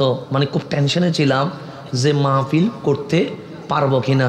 আলহামদুলিল্লাহ আপনাদের দোয়ায় প্রায় কতক্ষণ হয়েছে, 10 মিনিট, 1 ঘন্টা 10 মিনিট হয়ে গেছে। আলহামদুলিল্লাহ। আমি বড় টেনশনে ছিলাম যে আজকের মাহফিলটা আমি করতে পারবো কিনা, এটা নিয়ে বড় টেনশনে ছিলাম। রব্বে করিম আমাকে এখানে কিছু কথা বলার হলো সুযোগ দিয়েছে। আল্লাহর দরবারে লাখো কোটি শুকরিয়া। সবাই বলি আলহামদুলিল্লাহ। যতটুকু কথা বলছি এতটুকু বুঝছেন, বুঝছেন? মানে যতটুকু বলছি এতটুকু বুঝছেন? তাহলে আল্লাহ আমাদের প্রশংসা করছে কি করে নাই? করছে নি? কি হিসেবে করছে? ভালো মুমিন হিসেবে। কেন? আল্লাহ বলে হাবিবের উম্মতের মধ্যে কোনো বেজাল নাই, এই ঈমানের মধ্যে প্রেম আছে, ভালোবাসা আছে। এখন আসেন গভীরভাবে খেয়াল করবেন, আমি যেখানে ছিলাম এখানে আমরা যারা বসছি সবাই মুমিন, এতে কোনো সন্দেহ নাই। তাহলে আল্লাহও আমাদের প্রশংসা করছে কি করে নাই? শুধু এতটুকু করে শেষ করে নাই। আল্লাহ বলে কুনতুম খায়রা উম্মাহ, আগেও উম্মত ছিল, এখনো উম্মত আছে।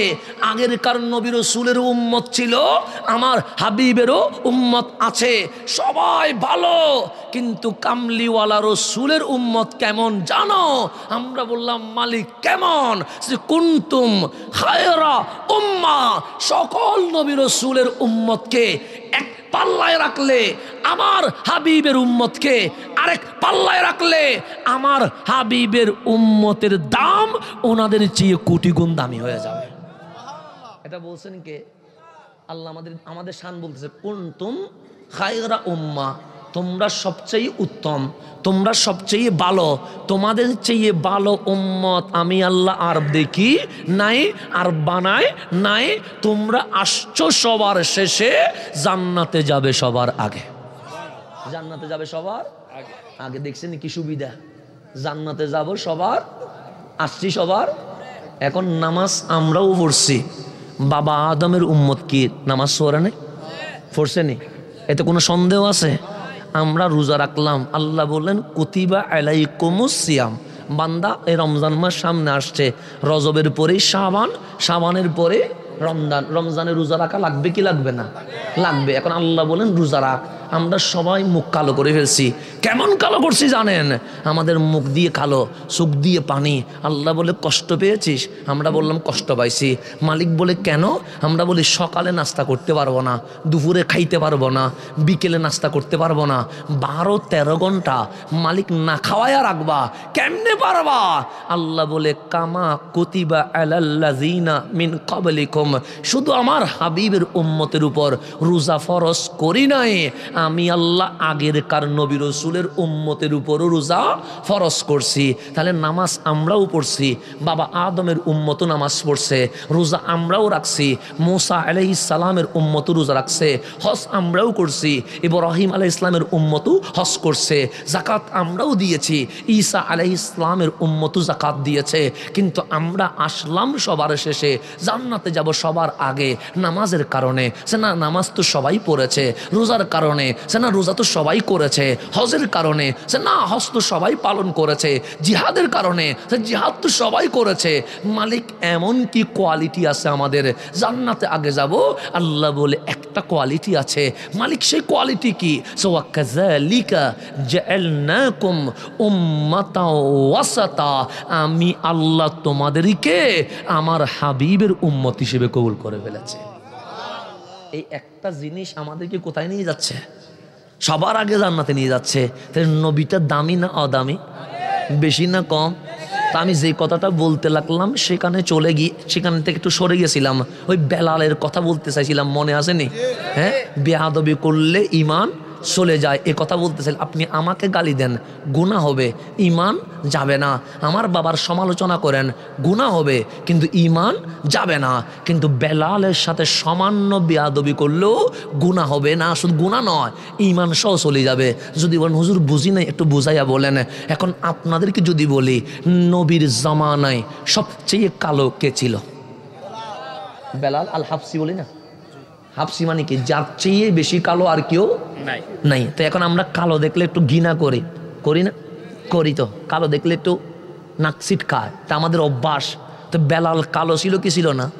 ছিল। এখন আপনি বললেন হুজুর বেলাল কি কালো? আমি বললাম কালো। বেশি না কম? আমি বললাম বেশি।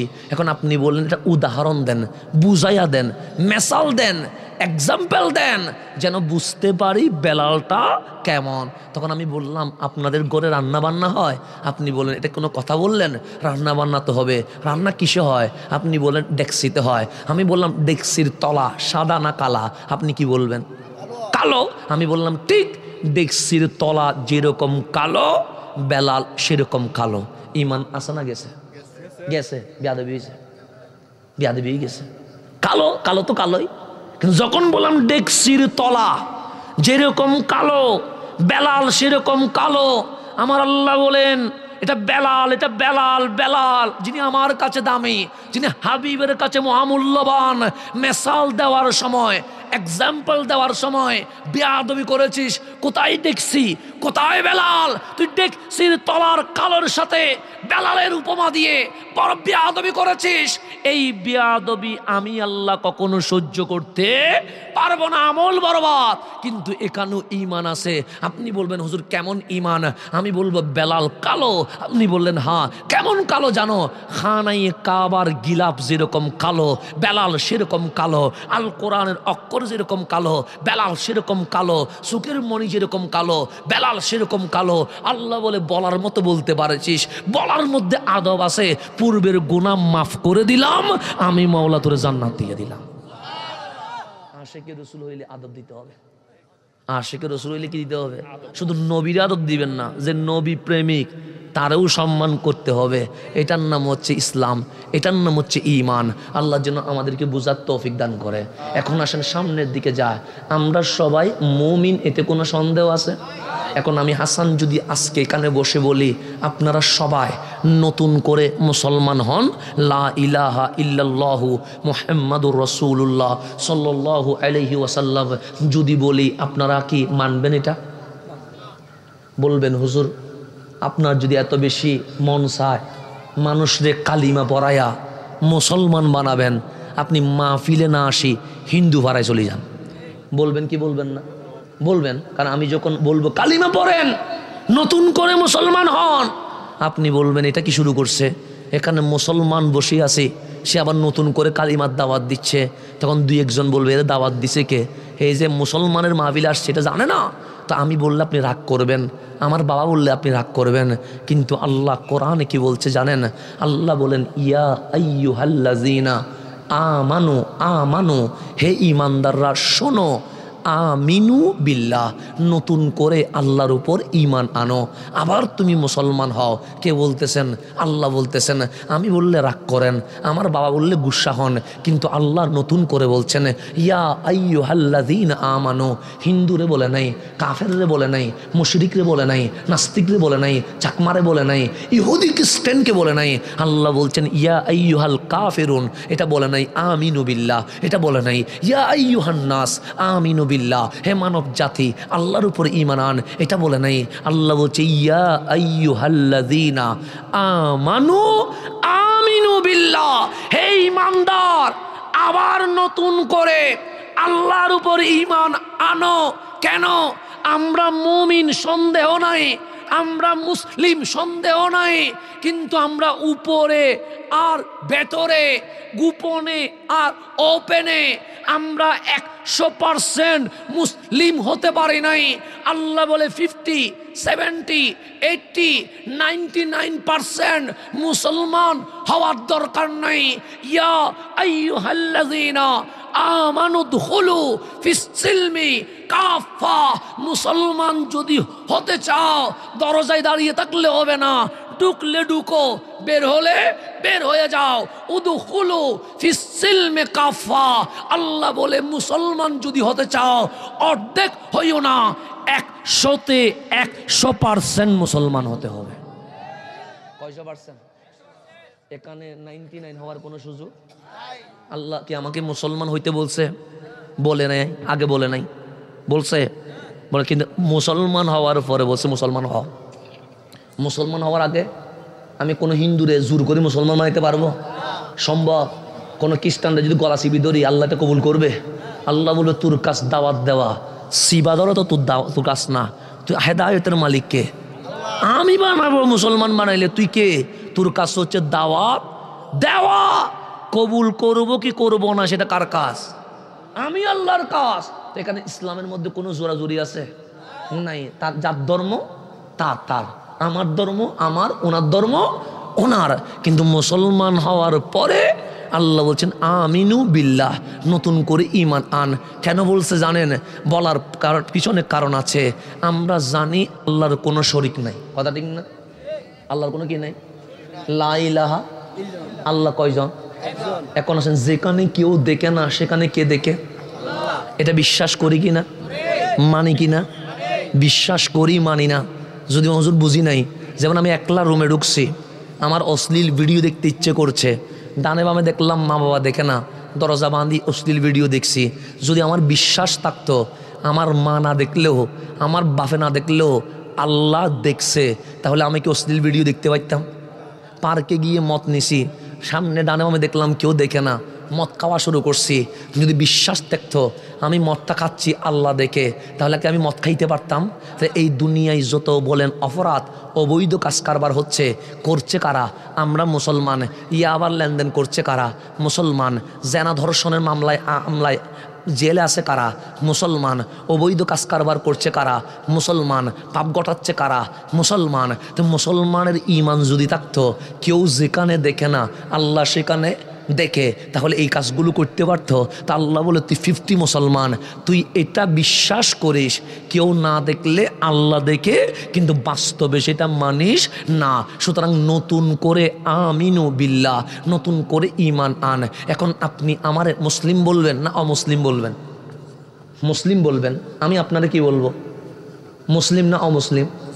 আমি যদি এখন আপনাদেরকে বলি এই তোরা সবগুলো কাফের, আমারও জুতার বাড়ি দিবেন না? ধরি স্বাভাবিক বলতো তুই আসি এখানে কাফের ফ্যাক্টরি নিয়ে আসছস, কারণ সবাই কাফের বলতেছস, বলবেন না? স্বাভাবিক।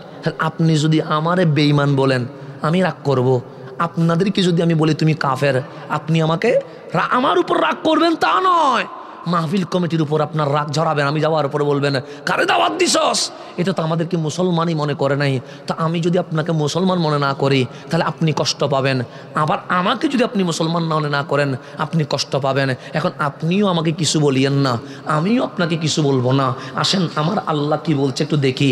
আল্লাহ কোরআনে কি বলছে জানেন?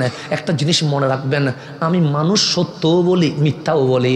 আমার কথা যখন কেউ বিশ্বাস করে না তখন আমি মাঝে মাঝে কসমও করি না? কসম করতে হয় কি হয় না? হয়। যেমন ধরেন সাপোজ আপনাদেরকে বোঝানোর জন্য বলছি, একটা ব্রিজ বানাবে কে আমাদের চেয়ারম্যান মহোদয়, দেখলেন 15 বছরে কেউ করে নাই। এখন যখন উনি নির্বাচনী প্রচারণায় নামছে তখন উনি বললেন এই ব্রিজটা আমি করব। এখন মানুষ বলছে আরো 15 বছরে 3 জন চলে গেছে, কই কেউ তো করলো না। আপনি যে করবেন বিশ্বাস কি? তখন উনি বললেন আল্লাহর কসম বিশ্বাস করেন, কথাই নয় আমি বাস্তবায়ন করে দেখাবো। এরকম মাঝে মাঝে বলি কি বলি না? বলি কসম করলে এখন বিশ্বাস করবেন না অবিশ্বাস করবেন? বিশ্বাস করবেন। কসম করি নাই, বিশ্বাস করেন নাই। কসম করছি, বিশ্বাস করতে দেরি করেন নাই। আমার আল্লাহর কসম করার কোনো দরকার আছে? আল্লাহ কি মিথ্যা বলতে পারে? না। তবে এখন একটু গভীরভাবে খেয়াল করেন, আল্লাহ এক, কুলহু আল্লাহু আহাদ, কোনো কসম নাই। আমার নবী রহমতুল্লিল আলামিন, ওয়ামা আরসালনাকা ইল্লা রহমাতাল্লিল আলামিন, কোনো কসম নাই। নামাজ পড়তে হবে, ওয়া আকিমুসসালাহ, কসম নাই। রোজা রাখতে হবে, কুতিবা আলাইকুমুস সিয়াম, কোনো কসম নাই। হালাল নিতে হবে, আহাল্লাল্লাহুল বাইআ, কোনো কসম নাই। সুদ ঘুষ ছাড়তে হবে, ওয়া হাররামার রিবা, কোনো কসম নাই। কিয়ামত হবে, ইজা জুলজিলাতিল আরদু জিলজালাহা, কোনো কসম নাই। জান্নাত জাহান্নাম, কোনো কসম নাই। কেন? আল্লাহর কসম করার কোনো দরকার নাই। কিন্তু যে আল্লাহর কসম করার দরকার নাই, কোরআন খুলে দেখেন, দেখবেন ওই আল্লাহও কসম করছে, ওয়াদ্দুহা ওয়াল্লাইলি ইযা সাজা, আল্লাহ কসম করছে, ওয়াত্তিনি ওয়াজ্জাইতুন, এরকম অনেক কসম করছে কি করে নাই? এখন কোরআনের সর্বপ্রথম কসম কি জানেন? সর্বপ্রথম কসম হচ্ছে আল্লাহ বলছে ফালা ওয়া রব্বিকা লা ইউমিনুন। প্রথম কসম বেশি কঠিন, বড় গরম হয়ে বলছে ফালা ওয়া রব্বিকা, হাবিব আপনার রবের কসম, আপনার আল্লাহর কসম। আমাদের রব বলে নাই, চাইলে আল্লাহ বলতে পারতেন ফালা ওয়া রব্বিকুম, তোমাদের রবের কসম। না না না, আল্লাহ বলছেন ফালা ওয়া রব্বিকা, হাবিব আপনার রবের কসম, লা ইউমিনুন, তারা কেউ মুমিন হতে পারে নাই। তারা কেউ মুমিন হতে, আমরা কেউ মুমিন না। কে বলতেছেন? আর এমনি বলে নাই, কি করে বলতেছেন? আপনি নবীর আল্লাহর কসম। কে বলতেছে? তাহলে আমার টুপি দিছি, আমি নাকি মুসলমান হতে পারি নাই। আপনি মাহফিলে আসছেন, আপনি নাকি মুসলমান হতে পারেন নাই। আমার মুরব্বি দাড়ি রাখছে, উনি নাকি মুসলমান হতে পারে নাই। আমরা বিসমিল্লাহ দিয়ে শুরু করলাম, আমরা নাকি মুসলমান হতে, কে বলছে? সূরা নেসার মধ্যে প্রথম কসম কোরআনের, ফালা ওয়া রাব্বিকা লা ইউমিনুন, হাবিব ওরা কেউ মুমিন হতে পারে নাই। আপনি নবীর রবের কসম, আল্লাহর কসম করে বলছি কেউ মুমিন হতে পারে নাই। এখন মাহফিলে এসে যদি মুমিন হতে না পারে, এর চেয়ে বড় দুঃখ আর কিছু আছে? মসজিদে এসে নামাজ পড়ে যদি মুমিন হতে না পারে, এর চেয়ে বড় দুঃখ আর কিছু আছে? ইসলাম প্রচার করে যদি মুমিন হতে না পারে, এর চেয়ে বড় দুঃখ আর কিছু আছে? এত টাকা খরচ করে মাহফিল করার পরেও যদি মুমিন হতে না পারি, এর চেয়ে দুঃখ আর কিছু আছে? এই কনকনে শীতে দোকানপাট ঘরবাড়ি ছেড়ে দিয়ে মাহফিলে বসে যদি মুমিন হতে না পারে, এর চেয়ে বড় দুঃখ আর কিছু আছে? আল্লাহ বলে কেউ মুমিন হতে পারে নাই। এখন আল্লাহরে জিজ্ঞেস করেন, মালিক মুমিন হব কেমনে? মুমিন হব কেমনে? আল্লাহ বলে 3টা কাজ করলে মুমিন হওয়া যায়। কয়টা কাজ করলে? কয়টা কাজ? আজকে শুধু এই 3টা কাজটা শিখেন, বেশি কিছু শিখার দরকার নাই। কয়টা কাজ? 1 নাম্বার, হাত্তা ইউহাক্কিমুকা ফিমা শাজারা বাইনাহুম। হাবিব, তাদের মাঝে যদি কোনো বিষয়ে ঝগড়া হয়, বিচারক হিসেবে শুধু আপনি নবীকেই মানতে হবে। আপনি নবীকে, বিচারক যারা মানতে পারে নাই ওরা মুমিন হতে পারে নাই। 1 নাম্বার, কারে বিচারক মানতে হবে? নবীজিকে। আমি বলি না, কে বলতেছেন? আল্লাহ। হাত্তা হাত্তা মানে হতে পারবে মুমিন। 1 নাম্বার, ইউহাক্কিমুকা ফিমা শাজারা বাইনাহুম, তাদের মাঝে যদি বিরোধ হয়, এই ক্ষেত্রে হাকেম, জজ, ব্যারিস্টার হিসেবে আপনি নবীকে মানতে হবে। 2 নাম্বার, সুম্মা লা ইয়াজিদু ফি আনফুসিহিম হারাজা মিম্মা কাদাইতা, আপনি নবী যা বিচার করবেন এতে কোনো সংশয় করা যাবে না। 1 নাম্বার, কোনো বিষয়ে বিরোধ হলে আপনি নবীকে বিচারক মানতে হবে। 2, আপনি যা বিচার করবেন এই ক্ষেত্রে কোনো সন্দেহ করতে পারবে না। 3, ওয়ায়ুসাল্লিমু তাসলিমা, আপনি যা বিচার করবেন পছন্দ হোক আর নাই হোক, আপনি নবীর বিচার 100তে 100 মানতে হবে। এখন রসুল বিচার করছে সিনেমা দেখা যাবে না, আমার পছন্দ হলে হবে, না হলে নাই হবে, সিনেমা দেখা যাবে না। আমার রসুল বিচার করছে মদ খাওয়া যাবে না, বিচার আপনার পক্ষে যাক বিপক্ষে যাক, আপনাকে চোখ বন্ধ করে মুমিন হলে বলতে হবে মদ নেওয়া যাবে না। রসুল বলছে জেনা করা যাবে না, পছন্দ হোক বা নাই হোক জেনা করা যাবে না। পরকীয়াতে আসক্ত হওয়া যাবে না, পছন্দ হোক বা না হোক সেটা করা যাবে না। আল্লাহর রসুল যা ফয়সালা করে সেটাই মানতে হবে। এর পিছনে একটা শানে নুজুল আছে, আমি কথাকে সামারিতে নিয়ে আসছি, মূল বিষয়ে নিয়ে আসছি। এই আয়াত কেন নাজিল হয়েছে? যেখানে আল্লাহ বহু বচন ইউজ করছে, ফালা ওয়ারাব্বিকা লা ইউমিনুন, কেউ মুমিন হতে পারে নাই, কেউ মুমিন হতে পারে নাই। কেন ইউজ করেছে? একটা কারণে এই আয়াত নাজিল হয়েছে। মদিনায় যখন রসুল আরবি চলে আসলেন, আমার নবীজি যখন ইসলাম তকবীর না কে আসে, হুজুর আসছে না, আমার কথা শেষ দিকে চলে আসছে। হ্যাঁ হ্যাঁ, ফিনিশিং করে গেল, হুজুর আসলে হয় হয়, ও টাইম তো হয়ে গেছে। এটা তকবীর না,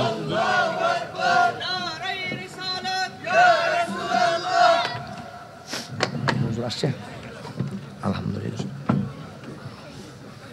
আসসালামু আলাইকুম।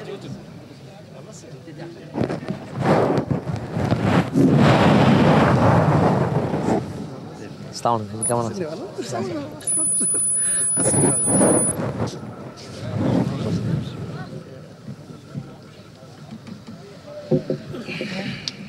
আলহামদুলিল্লাহ, আজকের মাহফিলের যিনি সদরে জলসা, মেহমান আলা, আজকের মাহফিলের যিনি রৌনক, আমাদের সকলের শ্রদ্ধেয়জন রাহনুমাই শরিয়ত আল্লামা আলহাস হজরত মৌলানা হাবিবুল্লাহ বিলালি আল কাদরি কদমহু আলা আইনি ওয়ারাসি, হুজুর উপস্থিত হয়েছেন। হুজুরের আগমনকে স্বাগত জানিয়ে সবাই বলি মারহাবা। আলহামদুলিল্লাহ, আমি হুজুরের দরবারে 2 বার গেছি। আমি হুজুরের দরবারের মাহফিলে 2 বার মাহফিল করছি। হুজুর যে এরিয়ায় আছেন এখানে চতুর্দিকে বাতিলের এরিয়া, কিন্তু আলহামদুলিল্লাহ শরীয়ত সম্মত মাহফিলের কারণে বিপরীত মতাদর্শের হলেও আমি দেখেছি সম্মান করতে বাধ্য হয়ে যায়। কারণ দলিল যার কাছে তাকে সম্মান করতে হবে, এর বাইরে যাওয়ার কোনো সুযোগ নাই। সেই জন্য আমরা আহলে সুন্নাত ওয়াল জামাত যদি দলিল ভিত্তিক কথা বলি, সকল প্রকার ভণ্ডামি যদি ছেড়ে দিতে পারি, আজ কেউ বিশ্ব আহলে সুন্নতের কদমে আসতে বাধ্য হয়ে যাবে। আমাদের কিছু দোষ আছে, তো কিছু দোষ আছে। আমি যেগুলো বললে অনেকে রাগ করে, রাগ করলেও তো বলতে হবে, রাগ করলেও কি করতে হবে? নারী পুরুষের অবাধ মেলামেশা ইসলামে জায়েজ আছে? তা আমরা পুরুষের নামে কি করি? নারী পুরুষের নাচানাচি করি। এটার সাথে সুন্নিয়তের কোনো সম্পর্ক আছে? সুন্নি কখনো বন্ড নয়, বন্ড কখনো সুন্নি নয়। এই মেসেজটা আমরা এখনো দিতে পারি নাই। মাহফিল হবে কোরআন সুন্নার দলিল ভিত্তিক। যদি চান গান শুনবেন, মাহফিল করিয়েন না, মমতাজকে এনে গানের আয়োজন করে দেন। কথা ঠিক না? এখন গান হয় কোথা কি? মমতাজ ফেল হয়ে যায় আমাদের বক্তাদের কাছে। মমতাজ কি ফেলু? মান হুজুররা যে গান জানে, কোরআন শরীফের 2টা আয়াত মুখস্থ করে না, গান মুখস্থ করে শুধু। কেন? পাবলিক জমানোর জন্য। কারে জমানোর জন্য? তো পাবলিক জমে, হেদায়ত হয় না। পাবলিক জমে কিন্তু কি হয় না। তাহলে বন্ডামির সাথে ইসলামের কোনো সম্পর্ক আছে? আমরা মাজার জিয়ারত করি, মাজারে সিজদা করি না। এগুলো বলা দরকার। মাজারে সিজদা করি না। সিজদা একমাত্র কার জন্য? আল্লাহর জন্য। এটা মনে রাখবেন। আমরা মাজার জিয়ারত করি, সিজদা করি না। আমরা কোরআন সুন্নাহ মোতাবেক ফাতিহা ওরস করি, উরুসের নামে নাচানাচি করি না। আমরা কোরআন সুন্নাহ দলিল ভিত্তিক মাহফিল করি, মাহফিলের নামে আমরা হাসাহাসি নাট্যমঞ্চ করি না। সেই জন্য সবাইকে মেসেজ পৌঁছায়া দিবেন, ভণ্ড কখনো সুন্নি নয়, সুন্নি কখনো ভণ্ড নয়। এটা মনে রাখবেন। আমি হুজুরের দরবারে গিয়ে এটা পাইছি, সুন্নি কখনো ভণ্ড নয়, ভণ্ড কখনো। এটা আমি এখানে গিয়ে পাইছি। সেজন্য হুজুরের শাহজাদা, উনি আমাদের ঢাকা ইউনিভার্সিটির আলহামদুলিল্লাহ একজন প্রফেসর, ডক্টর খাজা মাসুম বাকিবিল্লাহ হুজুর, উনি আমার উস্তাদ সমতুল্য। তো ওনার কাছে আমি আদর্শ দেখেছি আলহামদুলিল্লাহ। এই পীরের আওলাদ যদি কি হয়, আলেম হয়, ওই দরবারে বন্ডামি ঢুকার সুযোগ নেই। পীরের আওলাদ কি হতে হবে? আলেম হতে হবে। আলেম জ্ঞান থাকতে হবে। এই নলেজ থাকলে এখানে বন্ডামি ঢুকার কোনো সুযোগ নাই। সেই জন্য আগে পীরের আওলাদ যেন কি হয়, আলেম হয়। 2 নম্বর, আলেমের আওলাদও যেন কি হয়, আলেম হয়।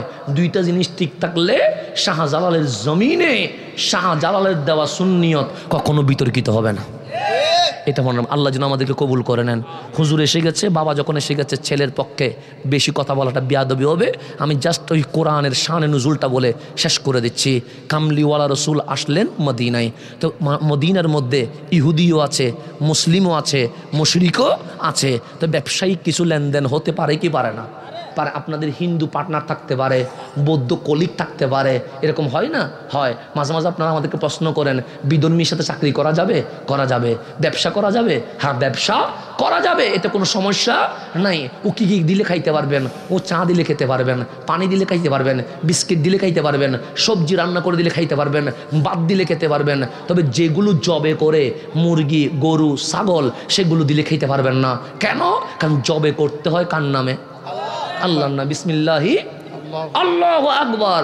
তো একজন মুশরিক তো আল্লাহর নামে কখনো কি করবে না, জবে করবে না। সেজন্য মুরগি দিলে খেতে পারবেন না, ছাগল দিলে খেতে পারবেন না, গরু দিলে খেতে পারবেন না, বকরি দিলে খেতে পারবেন না।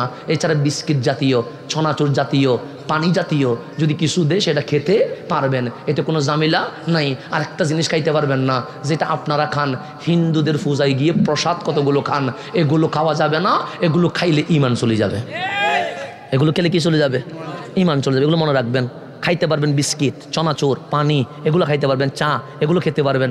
কিন্তু আপনি ওই মূর্তি গিয়ে, পূজায় গিয়ে, ধর্ম যার উৎসব সবার বলি, ওখানে পূজার পানি খান, এগুলো খাইলে ঈমান চলে যাবে। এগুলো মনে রাখবেন। ওখানে যাওয়া যাবে, কারণ মুসলমান যাবে মসজিদে, হিন্দু যাবে মূর্তির কাছে, ইহুদি খ্রিস্টান যাবে গির্জায়।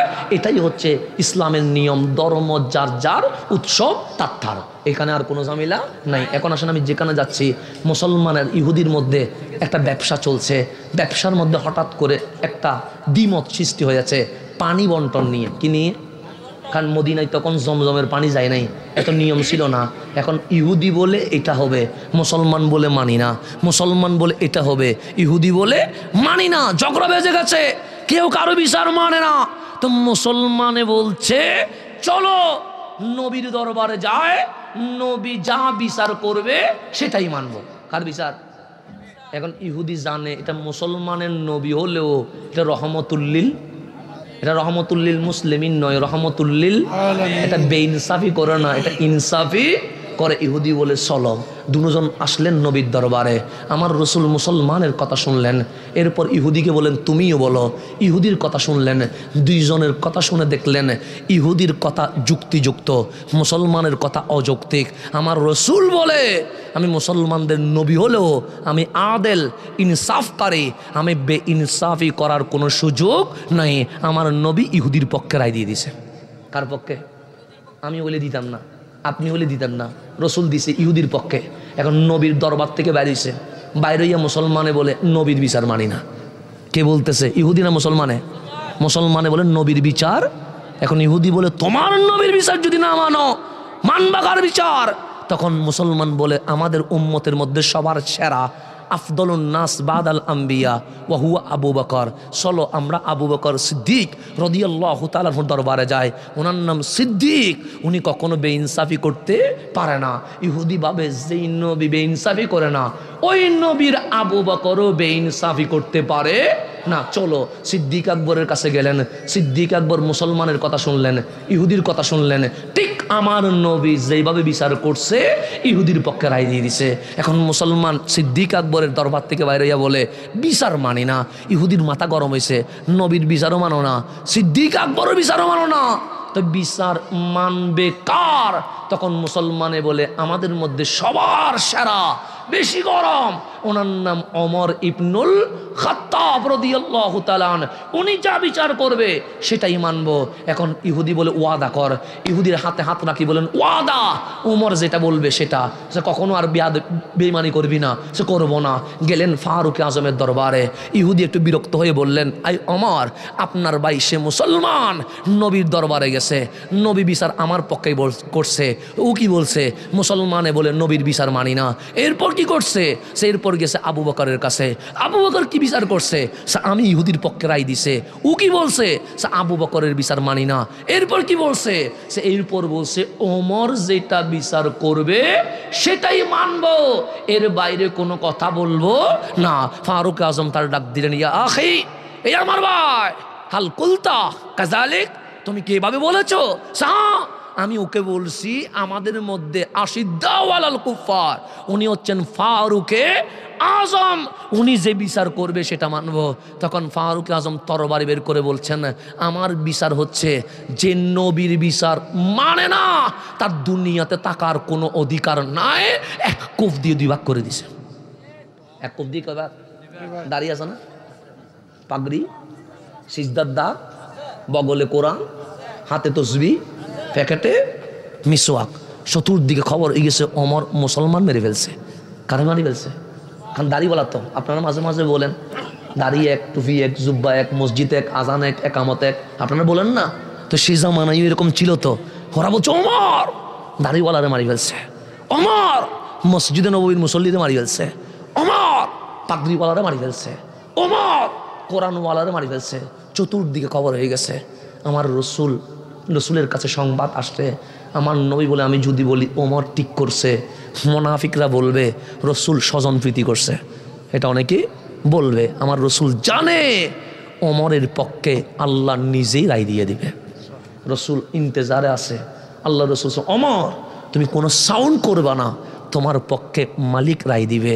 2 দিন যাইতে দেরি, সমগ্র মদিনায় যখন আওয়াজ উঠছে ওমর মুসলমান মারছে, আল্লাহ আয়াত নাজিল করছে ফালা ওয়া রব্বিকা লা ইউমিনুন, হাবিব আপনার রবের কসম, যে আমার নবীরে মানতে পারে নাই সে মুমিন হতে পারে নাই।